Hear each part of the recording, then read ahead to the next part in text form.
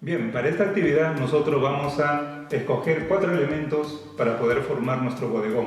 Entonces yo puedo escoger una manzana, puedo escoger una pera, puedo escoger esta taza, puedo escoger la botella, porque es un elemento mucho más alto con relación a este vaso, ¿no? Entonces, una vez que yo ya tengo mis 4 elementos, lo que voy a hacer es analizar cada uno de ellos, cuál es su estructura, qué líneas yo encuentro, por ejemplo, en esta botella, ¿no? Por ejemplo, si yo analizo la botella, me doy cuenta que tiene líneas verticales, que tiene líneas curvas, ¿no? Como en la parte superior, tiene líneas curvas también en la base. Si yo analizo la manzana, tengo líneas curvas, no hay líneas rectas, ¿no? Si yo analizo la pera, también tiene líneas curvas, ¿no? En la parte de arriba es mucho más angosto que en la parte de abajo. Entonces, de esta manera yo voy analizando y voy viendo cuál es su estructura general. Si yo tengo la taza, también observo que tiene también líneas verticales, ¿no? Tiene líneas curvas, como viene a ser la parte del asa, tiene en la parte de arriba también líneas curvas y también en la base, ¿no? Entonces aquí yo no encuentro generalmente líneas horizontales o diagonales, ¿no? Entonces, una vez que yo he analizado qué líneas, ¿no? tienen toda su estructura, entonces ahora sí recién comienzo a armar la composición, ¿no? Entonces yo, la botella, por ejemplo, ese es el elemento mucho más grande de los tres, entonces lo puedo poner al fondo. Les recomiendo que siempre pongan el elemento más grande, pónganlo al fondo para así tener mayor profundidad. Después puedo poner la pera de repente lo puedo poner ahí. Enseguida pongo la manzana, como la manzana es más pequeña, entonces no hay problema para poder ver la botella. Y después me queda la taza, que lo puedo poner de este lado, ¿no? Es un poco para compensar también el peso, ¿no? Por la composición. Una vez que ya tengo organizado mi bodegón, entonces comienzo yo a dibujar. Como es una interpretación, una abstracción de este dibujo, de estos elementos, yo no necesariamente tengo que respetar la forma de la botella o de cualquier elemento, y lo que voy a hacer más bien es tomar casualmente estas líneas, ¿no? que vienen a ser las líneas verticales o las líneas curvas, para yo comenzar a crear más bien otras formas, pero siempre basándome en la forma original que tienen estos elementos.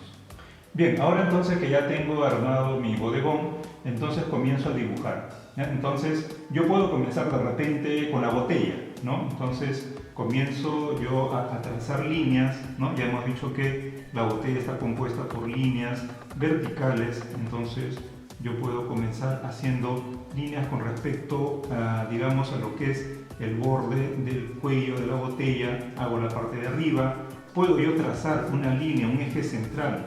¿Se acuerdan ustedes cuando comenzaron a construir a base de figuras geométricas, y para poder controlar la simetría nosotros trazábamos un eje central, ¿ya? Pero este eje central simplemente lo voy a trazar para que a partir de ello yo pueda trazar otras líneas, ¿no? Entonces yo puedo de repente comenzar a dibujar solamente la mitad de la botella. No es necesario hacerlo completo, porque recuerden que no están haciendo un estudio natural, ¿no? Sino estoy haciendo una interpretación, ¿ya? Entonces yo puedo comenzar a dibujar de esta manera, ¿no? Fíjense ustedes que esta línea central desde ya me está, digamos, partiendo en la mitad toda la figura, y eso es bueno porque no es un estudio tan natural. Puedo yo de repente, esta forma, esta línea curva que tengo en la parte de arriba, de repente la puedo yo trazar acá, ¿no? Puedo hacer este tipo de forma, trazo nuevamente una línea vertical, ¿no? Y así voy construyendo poco a poco, ¿ya? Puedo yo trazar acá otra línea. Entonces lo bueno de la abstracción es que yo puedo ir creando nuevas formas, ¿no? Ir trazando líneas hasta así poco a poco ir teniendo ya toda una estructura, ¿no? Puedo nuevamente repetir, si yo quiero, puedo trazar otra línea vertical, ¿no? Que de repente vaya paralelo a la forma del cuello de la botella, ¿no? Sobre esto mismo yo puedo de repente comenzar a dibujar la parte de arriba de la taza, ¿no? Entonces puedo trazar sobre las líneas de la botella, ¿no? Y fíjense cómo poco a poco yo voy construyendo todas las formas, ¿ya? Puedo hacer varias líneas. Si quieren pueden utilizar también regla, ¿no? Pero si no, primero tracen todas sus líneas, ¿no? Para ir probando qué formas puedo yo ir creando, ¿no?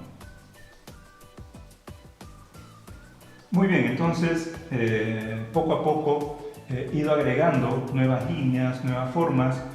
Lo bueno del arte abstracto y como es una interpretación muy particular, entonces yo puedo repetir también formas, ¿no? Por ejemplo, aquí tengo dos formas repetidas de la pera, ¿no? Que solamente puede ser una parte. Aquí tengo formas repetidas de la botella, ¿no? He trazado también líneas verticales un poco para dividir los planos del espacio.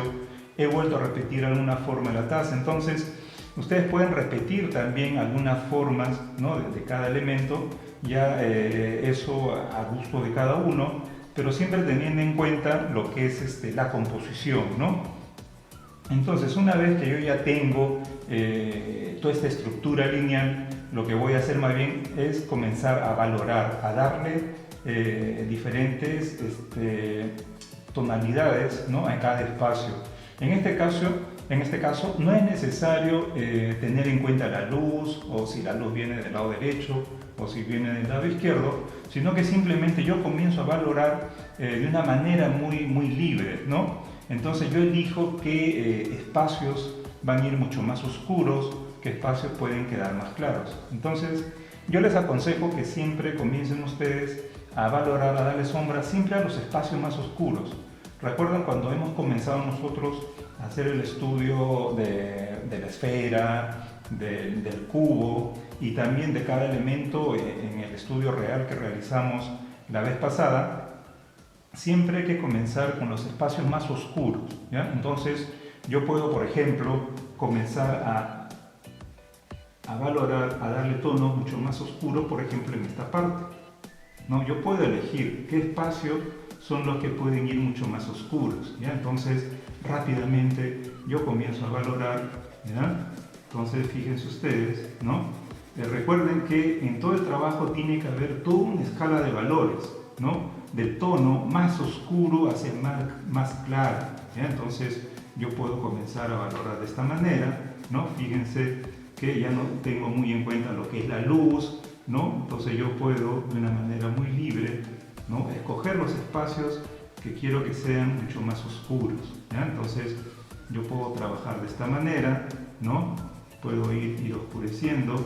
Al momento de valorar, lo que puedo hacer yo también es de repente entrecruzar líneas, ¿no?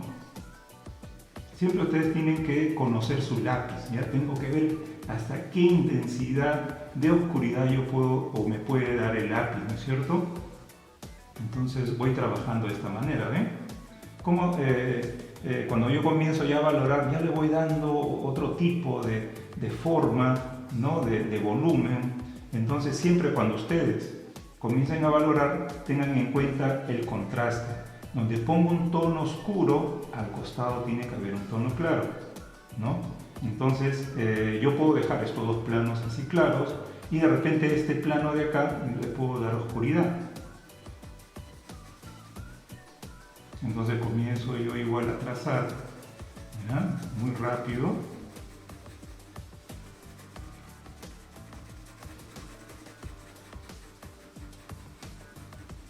Voy valorando de esta manera.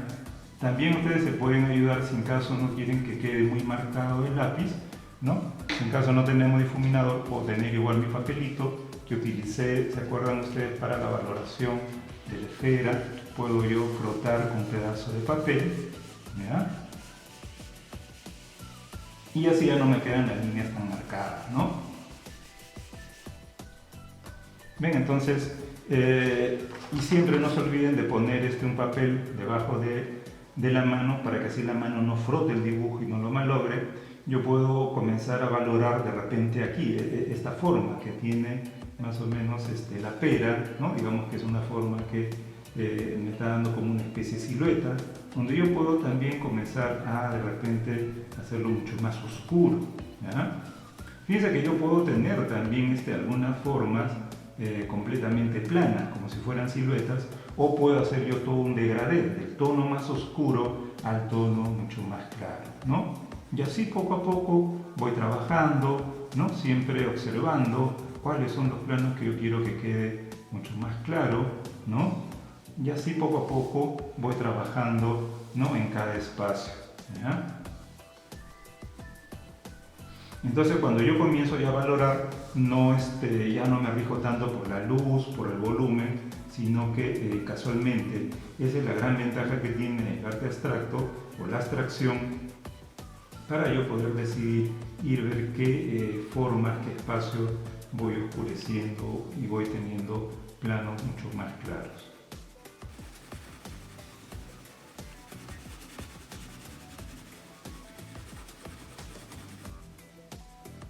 Muy bien, entonces así voy avanzando, ¿no? Fíjense, poco a poco he ido oscureciendo, he dejado algunos planos mucho más claros y lo más importante es tratar de crear ese contraste, ¿no? Ya saben, donde hay un plano claro tiene que haber un plano oscuro, ¿no? Para que se pueda notar, porque ¿qué sucede si yo tengo dos planos de la misma tonalidad? Pues se van a unir y no se va a ver ese contraste, esa diferencia en cada forma, ¿no? Muy bien, entonces poco a poco he ido trabajando todo, ¿no? Y bueno, ustedes cada uno puede decir hasta dónde pueden ir dando sombras, ¿no? Y una vez que ya terminan con todo el estudio, ¿no? Le toman foto a todo el bodegón y también a su dibujo ya terminado.